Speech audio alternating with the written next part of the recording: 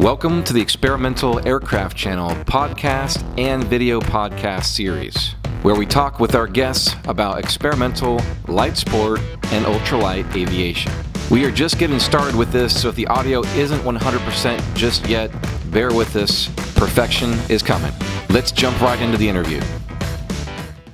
All right. Okay, everyone. So welcome to another edition here of this virtual social distancing episode of Experimental Aircraft Channel. Today, we are talking with Viking Aircraft Engines here in Florida, and Alissa is joining us. So, Alissa, welcome, and thank you for your time today.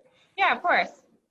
So, one of the first questions I wanted to ask, and this is also coming because of Sun and Fun has been canceled, and I wanted to get with all the manufacturers and just kind of touch base on where you are, what you're doing, and what's going on in 2020. So, what is new for Viking in 2020?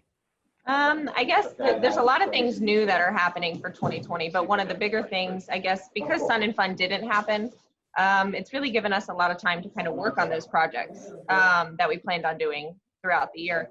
But more than anything, we've been busy because people are stuck at home and people are wanting to build and want to keep their hands busy, want to keep their project going, even though they're not getting to go to Sun and Fun. So that's kind of fun. At least we're staying busy during this time. So, but new for Viking 2020. I don't know if there's a whole lot of new. There'll be some little projects and stuff that come up.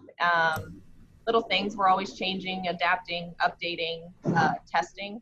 That's all new. We've got a couple projects that have been sitting around for a little while.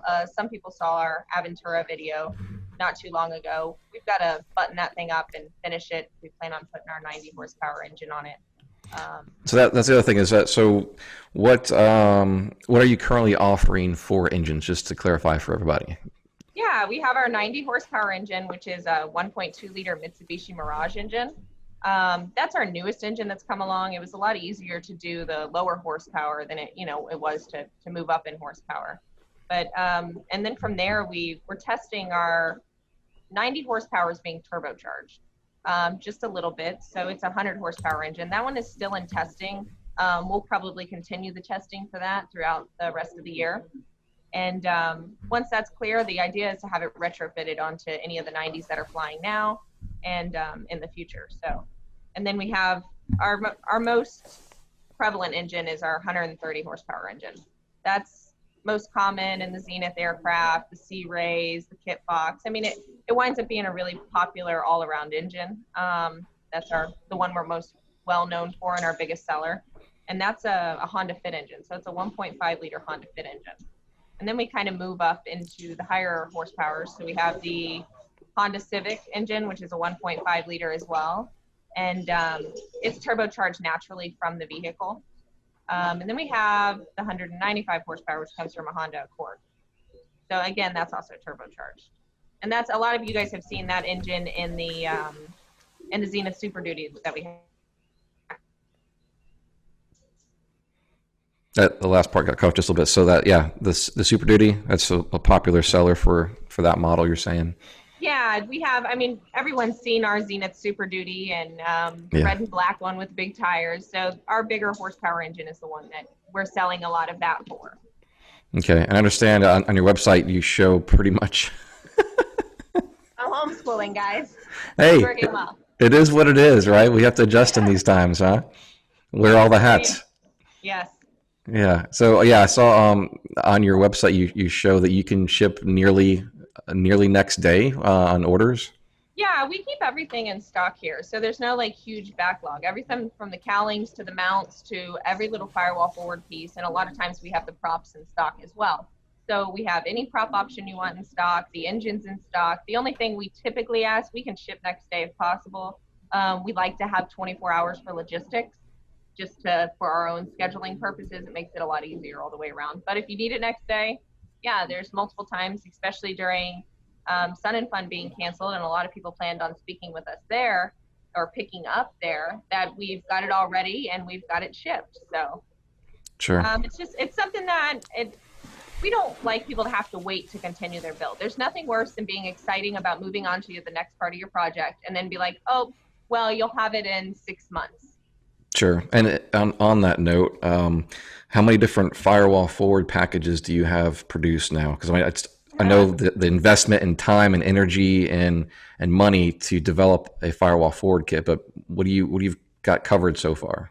That's a pretty loaded question. It's kind of interesting because when you're an engine manufacturer, you have to know a lot about a lot of different aircraft. Well, Sure. when you're an aircraft manufacturer, you just kind of deal with your own thing, and people can do what they want as far as the engine is concerned. We have molds for cowlings. We have two very large commercial hangars here, and we have molds for cowlings for 50 different aircraft. So, we're talking everything from I just shared some of this recently, but like motor gliders, we've done every kind of kit box, we've done Zenith, we've done just aircraft, we've done a Cessna in Russia. We've done there's not very much you can name that we can't do. And if it is something that we haven't done, it takes us less than 2 weeks, really, as far as kind of pulling it all together and making it happen. Gotcha. And being that, of course, you don't have every airframe, every aircraft in your shop or to pull up there available, how do you obtain that information to be able to create engine mounts and cowlings? Is it straight from the manufacturer? Or do you ask the customer just to take some measurements, or how do you acquire that information? It just depends, and sometimes it's like the Zeniths. Obviously, we've had every kind of Zenith in our shop. Yeah. That's the most popular build for us here. But we'll get the dimensions and stuff from the customer, and a lot of times, like we just worked with Glasstar we're putting one of our turbo engines in a Glasstar, and we just worked with them and got the dimensions, and we get the tubes cut and weld them up, and it's on its way. And it really is a simple process when you've already figured out all the things that kind of go into place. Right. You get the weight and balance information, firewall, attach point measurements, and yeah, and it's about just triangulating the mounts right to make sure everything is good to go. So, if you are finding value in this video, hit the like button, and it's really important that you subscribe, as it helps me get sponsors like Airworks, Aero Adventure, Wingbug, Grip Block Ties, Edge Performance, and new this month, Kit Plane Parts. And right now, Grip Block Ties has a promo for USA customers to get free shipping. Just use the code EXPERIMENTAL. Find all of these links in the description below. Let's jump back in. Sure. So what are the current projects you've got going on at Viking? Like what's in your shop as far as, are you doing an install right now? What little projects are going on? Because of the whole virus thing, we actually were planned to have another Zenith 750 STOL here this week. That is a little bit delayed. So as soon as everyone's allowed to travel again, he's coming from Connecticut and bringing his fuselage. Wow, that's a drive. So, yeah, we just had a gentleman from Maine. A lot of people know we've been to Texas quite a few times. So an installation will be coming here, and I'd say probably in about a month or so, as soon as he's able to kind of get down here. And then we'll be going back to Texas again. The on-site installation is something new started offering this year, which basically means we come to you and do the install, which is a very niche market. There's not very many people that will do installs in their shop, let alone travel to you to do that. So it makes it really nice for people that don't want to risk maybe traveling with their fuselage, or don't have the equipment, or maybe still have to work. Yeah. And then we just install your engine and we're done. So. Yeah, and I think it makes a lot of sense. Like I said, the logistics of getting an airframe down to you, and then to bring it back, especially if they're not going to do their first flight down there, then it's an expense and logistics of possibly damaging. So I get it. Makes sense. Yeah, so it's something we're really enjoying, and it gives us an opportunity to really get to know our customer as well. We spend a lot of time together when we're one-on-one doing an installation. So that's a really fun aspect that we get to do, and we get to travel a little bit doing it too, a lot to Texas. We have been there a lot more than I ever thought we would, but it is fun, and we stay busy. So, and like you said, we're always developing new kits and stuff like that. Someone calls us up, and if we haven't done it before, we go from there, and that does take a little bit of time and a lot of attention. So shipping one of our engines to like a CGS Hawk, some people might know what that is, here in the next day or two. So that was a whole new development for us too, and a whole new airframe that we hadn't worked on before. Sure. So my next questions, we'll just kind of connect them together. Is both. Yeah. I see you have a new website, which looks amazing, by the way. Yeah. And then on that website, it mentions Viking Aircraft Engines and Valkyrie Power. So what in the world is Valkyrie Power?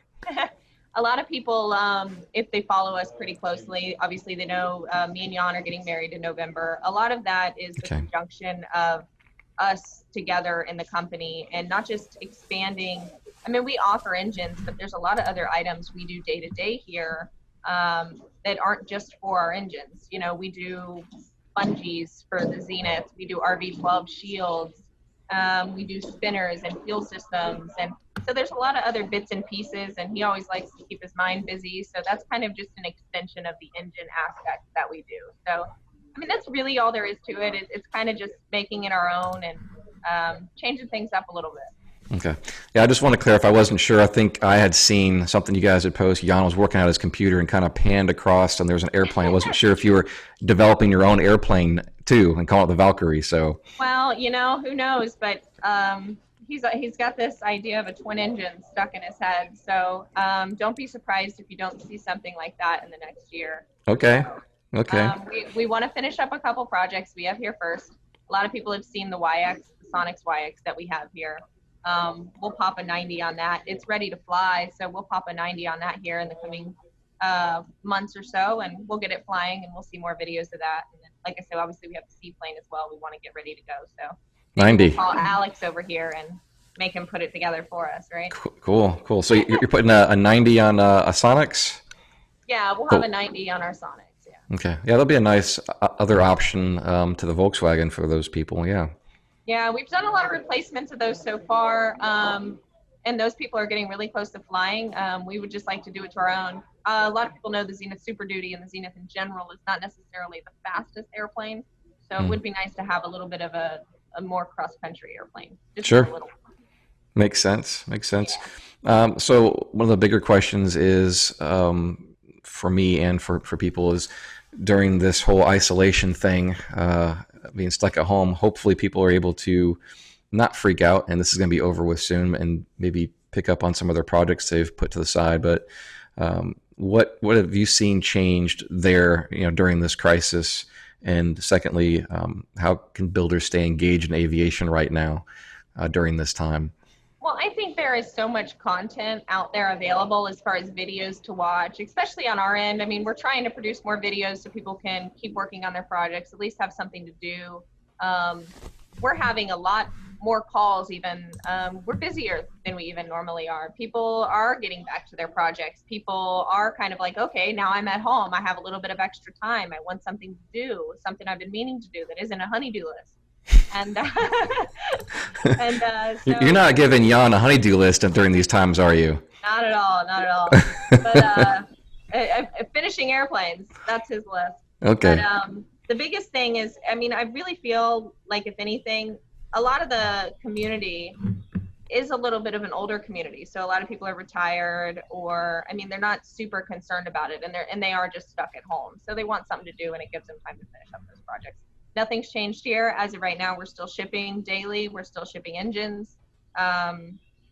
Deliveries are still coming in. We're taking, sanitizing steps and stuff like that. I mean, it is different to pick up a package and then open it and wash your hands. It's a whole different scenario for your day to day, but just taking a little bit of extra precautions, but nothing's really changed here. Okay. We'll continue working through all of this.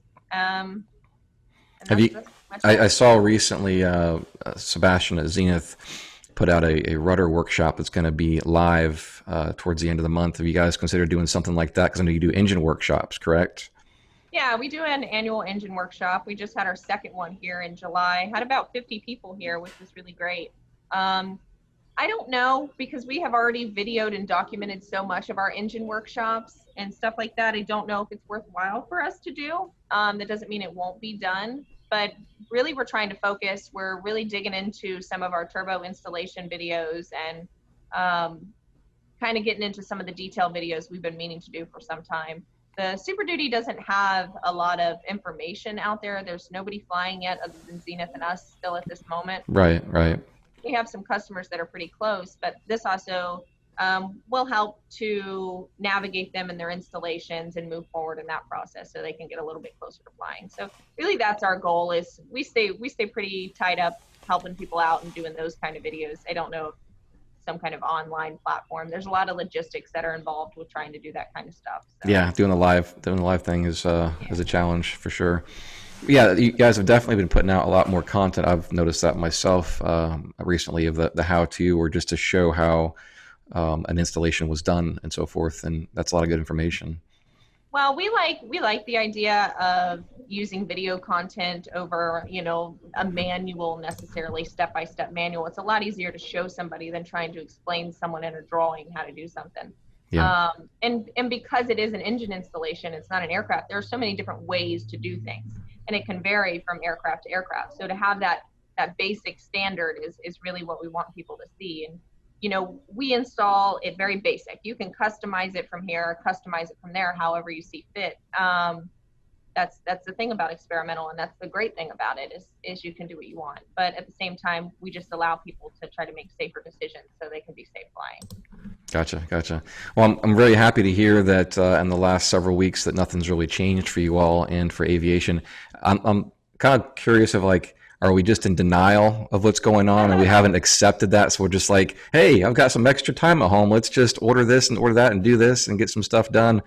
I know my sister, she's down in Port St. Lucie, a little bit closer to you guys, and she's been sending me pictures like almost daily of she's painted this wall or redone the bathroom or hung a mirror. I'm just like, good for you, But I'm wondering if we're in denial or it just really isn't affecting people that much yet, So. Obviously, we want aviation to stay alive during this time because, let's face it. Unless you have some type of, I don't know, bush plane that you're, dropping off supplies or, herding cattle or something like that, these are toys, right? They're a hobby. So that's one of the first things you think would drop off the list of things of essential needs.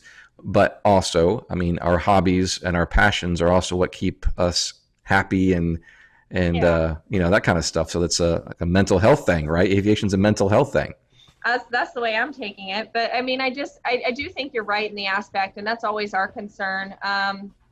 Thankfully, we're busy enough, we're financially set enough, even if things slow down for the next 6 months, we're well okay, and we're still going to be here for everybody, whatever it is. So we're not worried too much about that aspect, but you're right about as far as like a hobby. You think, the first thing that leaves are people's hobbies, but at the same time, it's a lot different than we're bored out of our minds. We're running out of things to do. So, and a lot of the generation is hopefully and expands further into the younger generations. But a lot of what we're dealing with, aren't people that are still in a working industry. We don't typically deal with, people working in a restaurant that are being affected pretty heavily right now. And this aren't not typically, I guess, the type of customers that we have. Right, your demographic, our demographic, yes, typically is a little bit older and has some more time in their hands and is financially a little bit more stable than, there's the exception to the rule, but primarily that is our demographic. Yeah, and I think that in itself is kind of helpful, at least for this particular hobby. So, I'll take it, but right. It is very odd to not be Sun and Fun. Not going to Sun and Fun is a very odd thing. Jan's obviously been going to Sun and Fun since it started. I don't know that it's ever been canceled. No, I don't think so. There was an interruption a few years ago because a tornado decided to walk through there, but yeah, it is kind of weird, and to think and to not kind of know what's going to happen in the future as far as some of the upcoming air shows for people is, I think people are treading a little lightly. People still want to build and still want to do, but I think people are kind of holding out. So I also think once things kind of get back to normal in a couple of months, we'll also see an influx.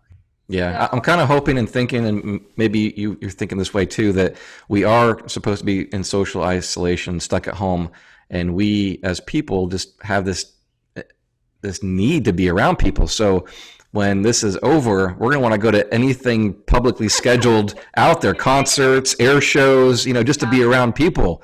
Maybe we'll all like wear free hug hats and shirts and stuff like that, right?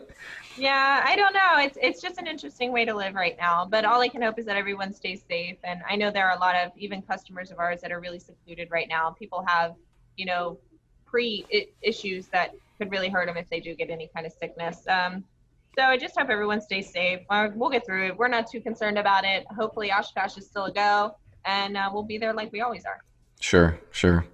Well, going back to the engines just for a second, I had another question, a thought.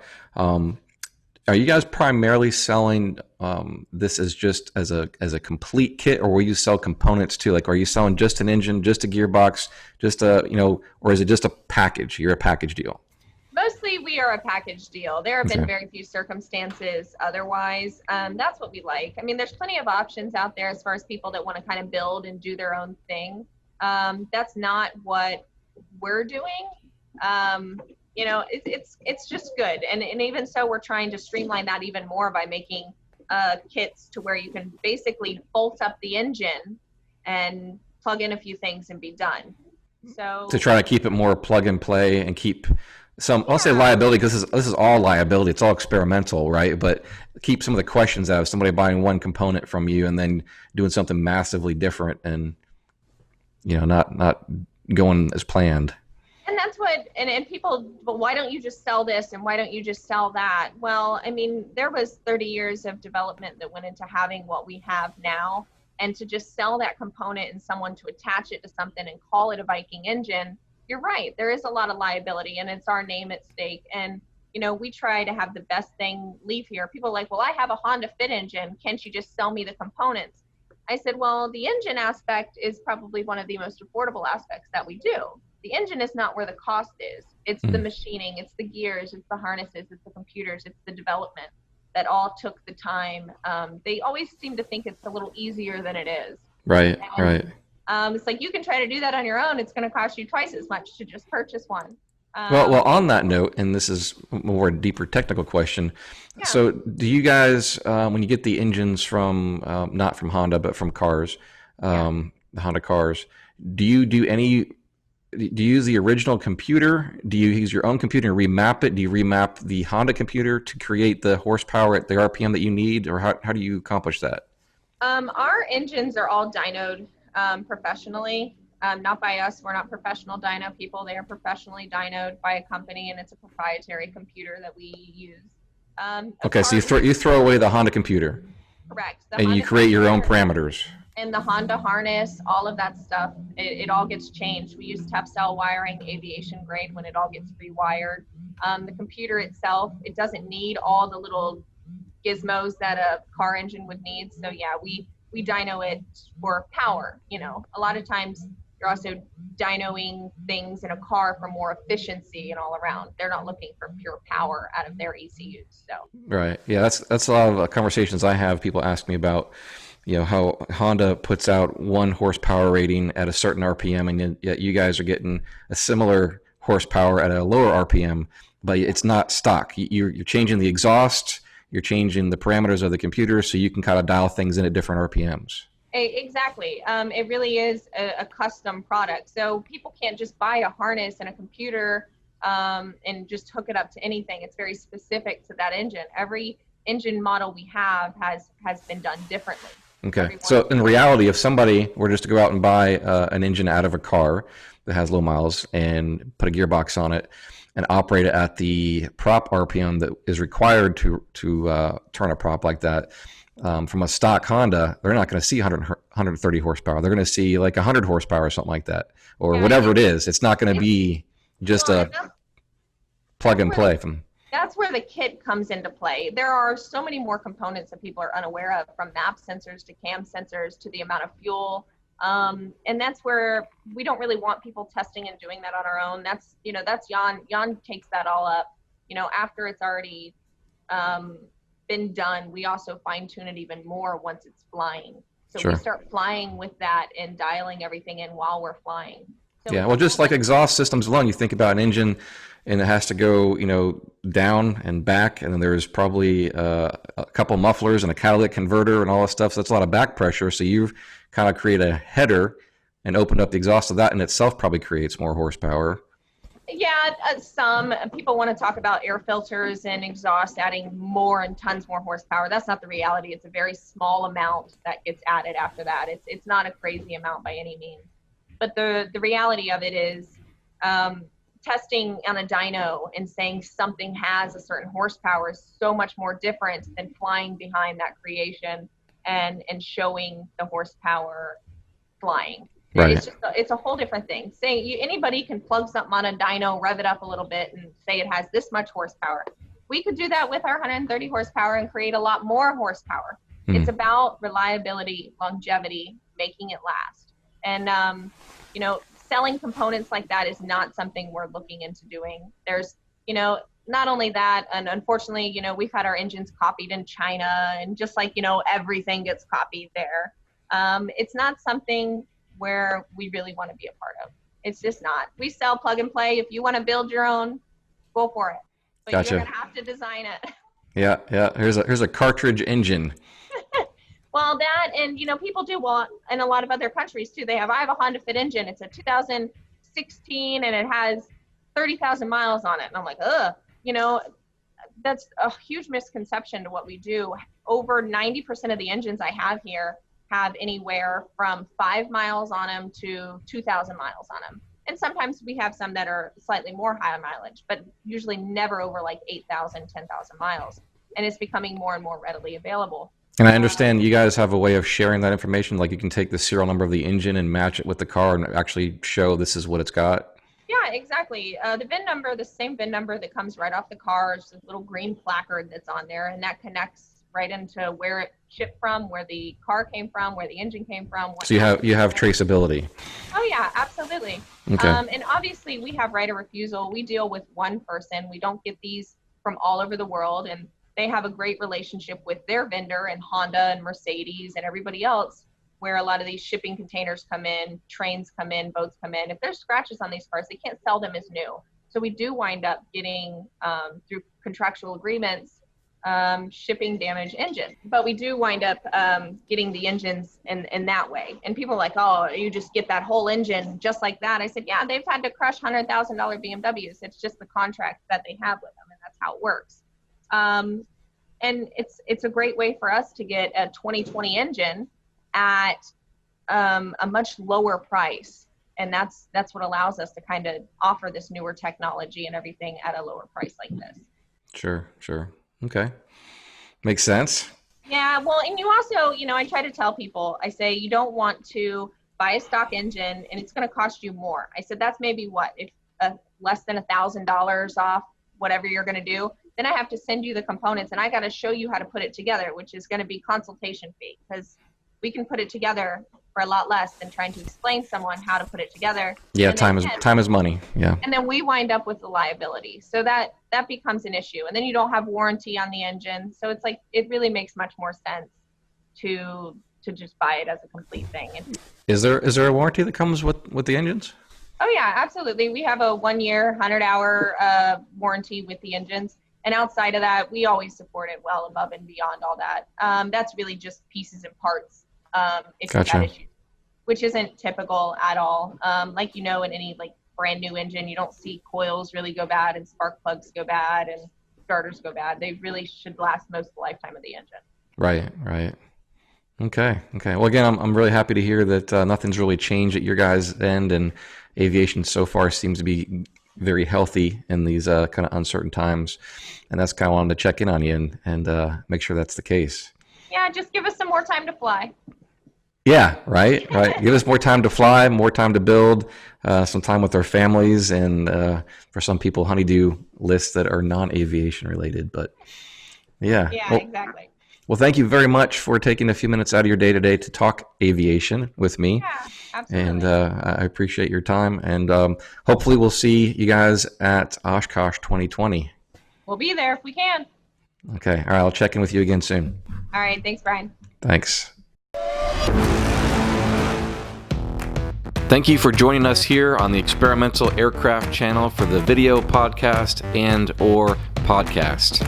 These episodes will be available on YouTube as well as all the popular podcast platforms. Thanks for watching or listening. We'll catch you next time.